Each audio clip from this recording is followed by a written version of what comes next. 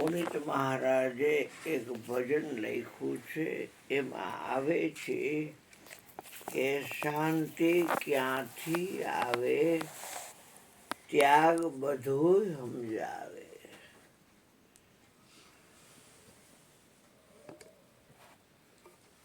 ક્યાંકથી શાંતિ આવે છે, પણ એમ ભજનના શબ્દો દ્વારા કહે છે કે ત્યાગ તમને બધું સમજાવે છે.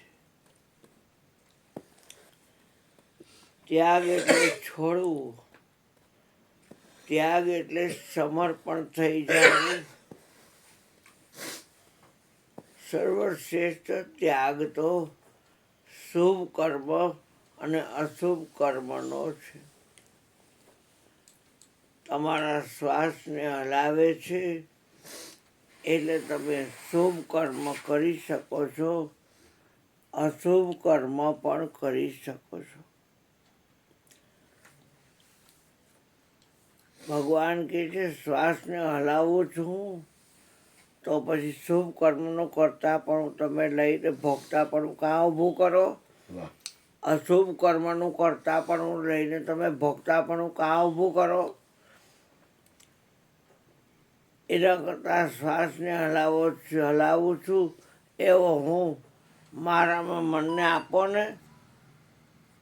શ્વાસને હલાવવાનો છે, એમાં મન મૂકવું બહુ અઘરું છે. ભગવાનને પ્રિય થવું હોય, ભગવાનને વાલા થવું હોય તો મન તો એમાં રાખવું પડશે. આંખમાં રાખશો ને તો એ રાયને તમને રૂપ દેખાડ્યા કરશે આંખ. કાનમાં રાખશો ને તો એ કાન છે ને એ નવરીનો તમને જગતની વાતો સંભળાય કે સારી નથી. નાકમાં રાખશો તો દુર્ગંધ સુગંધ, કારણ કે ઇન્દ્રિય ગો ચર જહા લગી બન જાય, સો સબ માયા જાને ઉભાઈ.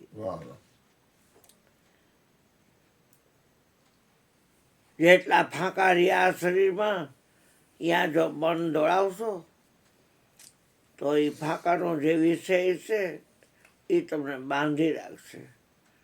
કેટલાય સતોગુણમાં, કેટલાય રજોગુણમાં, કેટલાય તમોગુણમાં. દેહ છે ત્રિગુણી બાયનું બંધારણ છે. આત્મા ત્રિગુણી બાયનું બંધારણ નથી. પરમાત્માને વાલા થવું હોય તો ત્યાગ તણી તો એ જ મધુરતા, ઈશ્વર સાથે સાંધે સુરતા. પુનિત ચરણા ભાવે ત્યાગ બધું સમજાવે. શાંતિ ક્યાંથી આવે, ત્યાગ બધું સમજાવે. ત્યાગમાં બહુ તાકાત છે. પકડતા આપણે શીખી ગયા છીએ. છોડવું એને ત્યાગ કહેવાય. શરીર છૂટી જાય છે તો મરી ગયો, ઇન્દ્રિયો સમેત, મન સમેત, પ્રાણ સમેત નક્કી કરેલા શરીરમાં પાછો જાય છે અને અહીંયા હાલવાનું ચાલુ કરે છે. અકલ્પઠો એટલે છોડ્યું તો કાંઈ પૈકડું કહેવાય.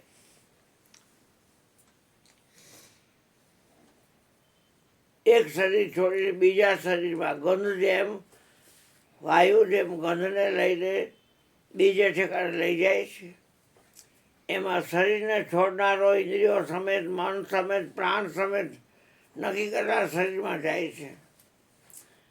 આ શક્તિ કાઢવી કાંઈ હેલી વાત નથી બાપ. ગીતા જેવો ગ્રંથ ભગવાનને આપણે પ્રિય થાય કેમ કે તો એનાથી રાજાનો દીકરો હોય એ કુંવર કહેવાય, પણ કાળાંતરે સમયાંતરે એ રાજા થાય. એમ આપણે ઈશ્વરના અંશથી 84 લાખ યોની ફર્યા છીએ. 1-2 જન્મ ત્યાં ગોથા ખાતો હોય નીચનો તો કાંઈ વાંધો નહીં. પણ તો ઘણા જન્મથી ગોથા ખાતો આવ્યો જીવ દુખિયારો. તારા ભાગમાં રહ્યો ભટકારો, રૂઠડા રામને સંભારો તો તારો મટી જાય ઘોર અંધારો. તમારું છે તમારા હાથમાં છે, પણ સમર્પિત થવામાં આવે છે ને ત્યાં અંદર અહંકાર અડો ફરે છે અને એ સમર્પિત થતું નથી. સમર્પિત થઈ જાય તો ક્યાં વાત રહી. ઘણા અહીંયા પૈણ્યા પછી વરઘોડિયા પગે લાગવા આવે એટલે હું તમને એને કહું કે તમે રાધા કૃષ્ણની જોડી બન્યા છો તો તમારા શરીર ભલે અલગ રહ્યા પણ તમે પ્રાણને એક કરજો. ભાઈ જો તું મત ખેંચા કરીશ અને મારી બેનડી તું મત ખેંચા કરીશ તો એક ઉગમનું આવશે, એક આથમનું આવશે. પ્રાણ એક નહીં થાય. પ્રાણ એક કરવા હોય તો પૈણાની પહેલી રાત સુહાગ રાત કહેવાય ત્યારે નક્કી કરી લેજો. જાત જાતના અંદર મેવા નાખેલા દૂધ નહીં પીવો તો હાલશે.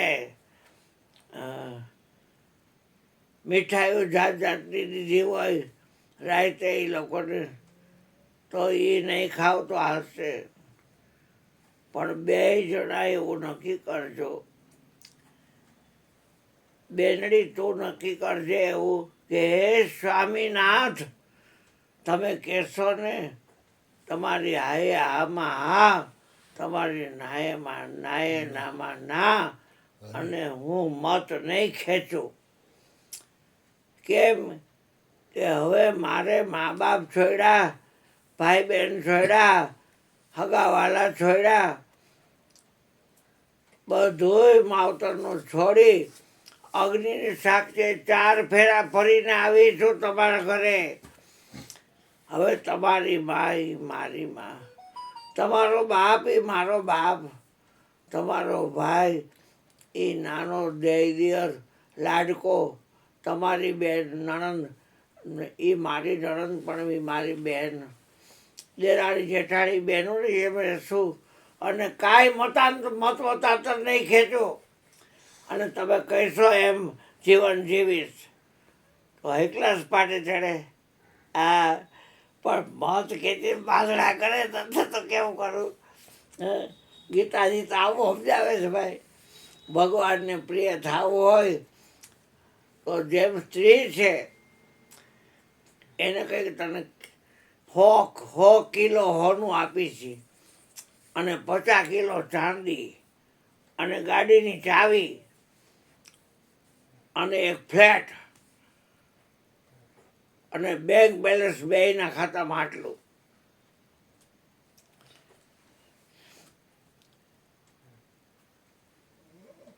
પણ તને તારો ધણી ન આપી તો એ કહી દે કે આ બટકાવ્યું ને મને જઈ તમે પાછું લઈ જાઓ.